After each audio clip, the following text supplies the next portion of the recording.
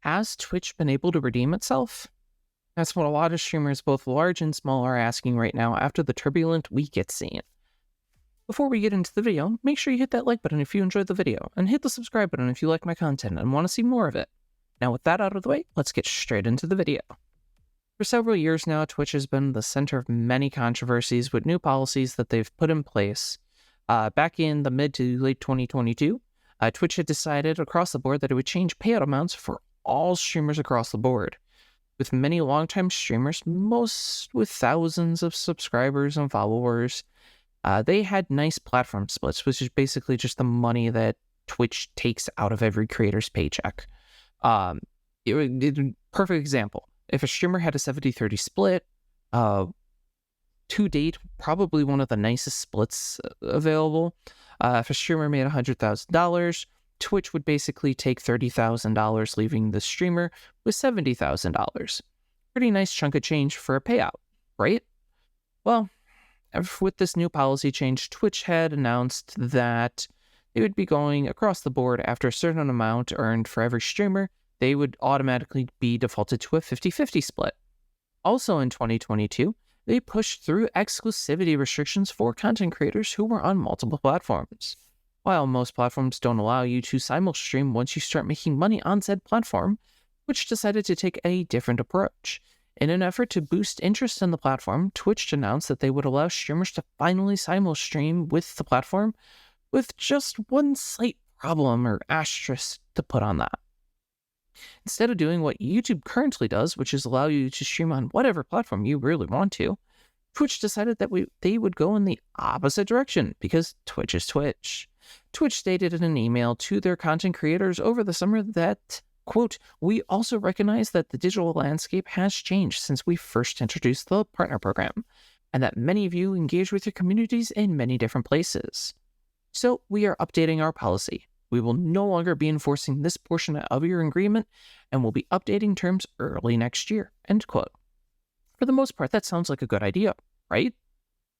Well, no, it wasn't.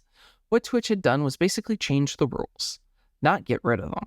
In regards to simulstreaming, Twitch decided that they would allow content creators to simulstream on other media platforms, but only for platforms where vertical video was the primary focus, so think TikTok and Instagram. It would still continue to uphold the ban from simulstreaming on platforms for both YouTube, Facebook, and anyone else that the primary focus was on normal traditional live streams. To say that the last couple of years have not been smooth for the platform would be an understatement. Being 100% fair, though, there was a lot that Twitch has done that's been good for the community. And also the viewers. They introduced rules against gambling to stop streamers from promoting it. They expanded rules for hate speech and abuse to protect everyone involved. All of these are really good things, but what they've done over this last week kind of really undoes all of that. Earlier this week, Twitch put through a new policy in regards to not only how ads work on the platform, but also how streamers could take sponsorships moving forward. Now, while streamers do make money off of things like donations and to a lesser extent ads, sponsorships are the main way most large streamers make a living on the platform. Now, this whole conversation is a little complicated, so I'll try and explain it the best I can. But what Twitch did in a nutshell was this. They put in restrictions that stopped creators from running their own ads during streams, forced streamers to comply with certain banner size requirements for overlays on their streams, and they put in bans for burned-in ads on top of the stream. To say that this was a slap in the face for us creators is kind of an overstatement. This was a complete platform-destroying move for the company, and to be honest, I can't figure out where Twitch is coming from. What is their angle on this? Things like charity streams, video game competition streams, flat-out regular streams, all of these would be in violation of these new rules and would result in the streamer either getting in trouble or even getting banned from the platform. Now, my time on Twitch for streaming has gone down a lot over the last several months as I've been having a hard time growing on the platform. But to see these new policy changes going through, it really does make me wonder why I even bother streaming on the platform to begin with. Now, a quick update at the time of writing this that is semi-late. Twitch has decided that they'll revise their decision to push these new rules forward. In a series of statements on Twitter, they said, quote, "Yesterday, we released new branded content guidelines that impacted your ability to work with sponsors to increase your income from streaming. These guidelines are bad for you and bad for Twitch, and we are removing them immediately," end quote. And that begin quote, "We want to work with our community to create the best experience on Twitch. And to do that, we need to be clear about what we're doing and why we're doing it. We appreciate your feedback and help in making this change," end quote. Hearing that Twitch was finally able to wake up and flip the switch for common sense in their brain, it honestly really made me happy. I was happy to see this until I looked more into this, because they really didn't do anything, because these new rules that they were just talking about getting rid of are now in the terms of service. They are official. Twitch themselves state that these rules are not going through, and then they push them through. I don't get it. I don't understand. To make matters even more frustrating, they took this opportunity to go through and add in new policies to make the platform even more frustrating to work with. Last year, they went through and basically said, okay, no simul streaming for affiliates or partners on any platform that didn't have vertical video as the primary focus, as we discussed earlier. Okay, fine. I can kind of understand their side in that. But now they're going through and saying that everyone who is active on the platform has to abide by these new rules. So, hey, all of those small content creators that are struggling to hit affiliate, sorry, you can't simul stream anymore. Okay, now, I know I'm not the biggest streamer and I have problems with my content, but part of the reason why I got to where I am was based off of simul streaming. My content for 6 months was simul streamed across YouTube and Twitch, and it helped me grow as a content creator. If somebody saw me on YouTube and saw that I was also on Twitch and I did Twitch streams, sometimes they went and followed me on Twitch and subscribed to me on YouTube. It happens. Is it all the time?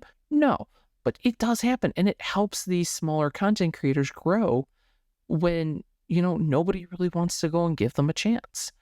To go through and put through a policy like this that directly targets small content creators, I really want to ask Twitch what their game plan is, because you can't rely on large streamers for the rest of your life.